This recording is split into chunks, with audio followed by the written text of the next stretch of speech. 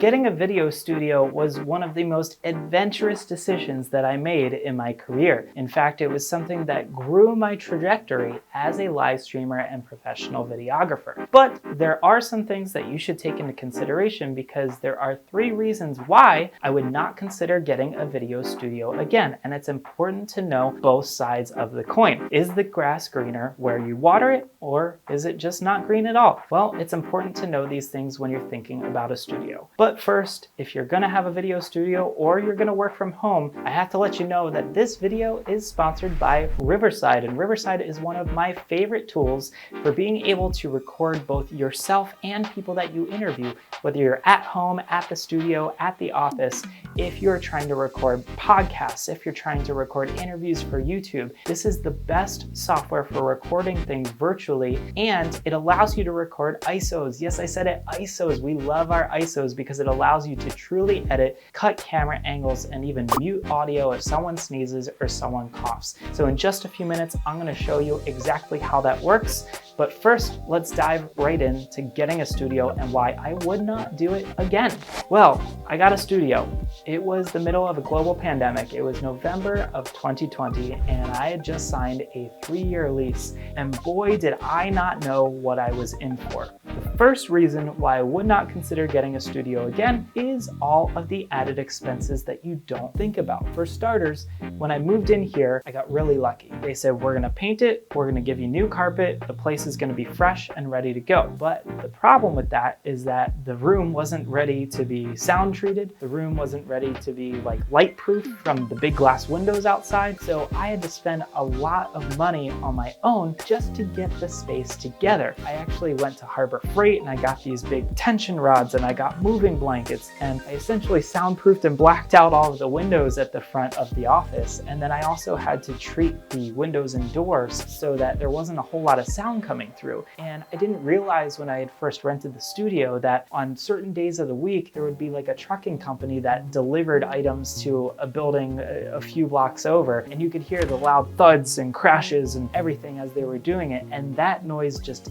emanated through the building. So that was one of the things that I really had to spend a lot of money just to get the space in condition to be able to film, and in a place where, you know, I wouldn't have clients asking, what's that weird noise coming through the camera recording? So, you know, it took a lot of effort just to get the space together. The second reason why I wouldn't consider getting a video studio again is because all of the added expenses that you don't think about from actually renting. So number one, you've got to get insurance. What happens if the building burns down and all your gear is in it? What happens if something happens to the whole rest of the building and impacts other offices, right? You've got to be insured. The other expense is snow removal. Who knew that they were going to charge me for snow removal? And what they do is they basically take the total of what it costs them to remove the snow, and then they divide it down based on the square footage of your particular office. So you are responsible for a certain portion of snow removal, but it's snow removal for the entire building. So you are still responsible to pay sometimes hundreds of dollars if there's a lot of snow that winter. The other expenses that you might run into are electric, internet, if there's gas, if you have a gas hookup,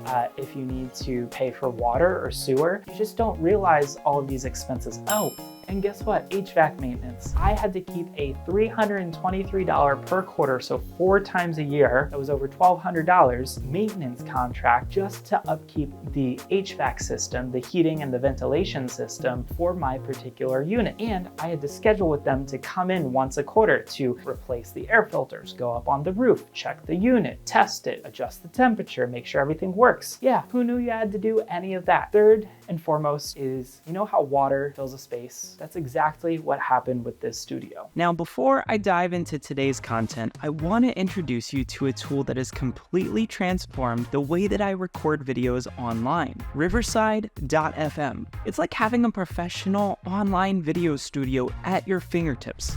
This is Riverside, and when you first log into Riverside, you get to a dashboard where you can see all of your studios. You can create new studios anytime that you wish, and you can label them as you'd like. This was an interview with David. Now, when I've recorded this, I have a side-by-side video, but the beauty of this is I can go further down here and I can see that I have individual video files for each person that was in the recording. Now, the cool part about these recorded files is you can download the high quality version where you get the option for the raw video, for the raw audio. Of course, the video comes with the audio, but then you can also download a backup. Now, the really, really cool part about this is I can go into the Magic Editor and I can edit this video myself right here, and I can even see it using that transcript off to the side here. So now, let me show you how I would go about making a new studio. All I have to do is click on the New Studio button, and I'll name it My Studio. And then lastly, we will either enter the studio or continue with just the setup, and you can enter it later. I'm just going to type in, this is my teleprompter. This is a fun tool they just added. And then I'm going to hit the teleprompter button here, and boom, we now have a teleprompter right on the spot. So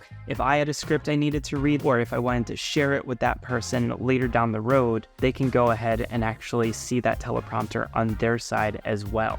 So if I go back to the Riverside dashboard and I go to this one right here. Now, Magic Clips actually transcribes your video, and so I can go in right here and I can tweak it. So if I need to adjust where it was edited, I can always go back in and get that clip again. I can make a new clip, and you can see our recorded files from right here. So all in all, a very, very cool platform.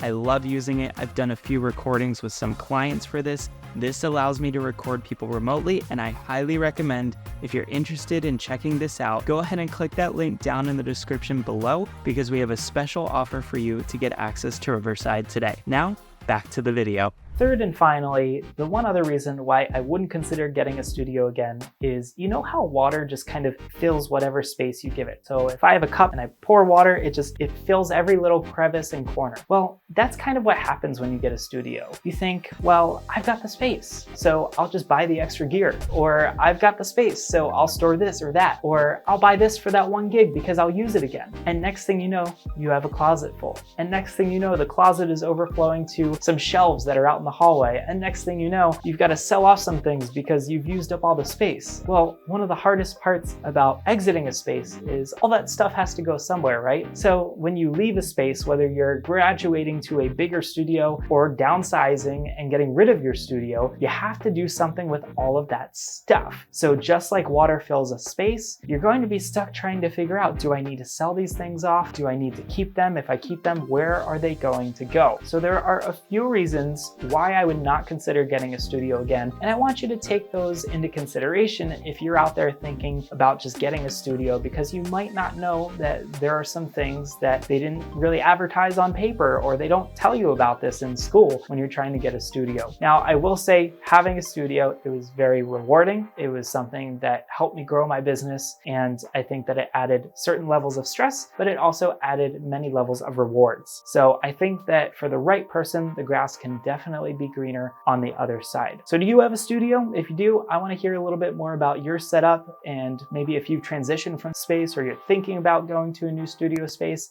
let me know down in the comment section below, and I would love to hear a little bit from you, and thank you so much for watching.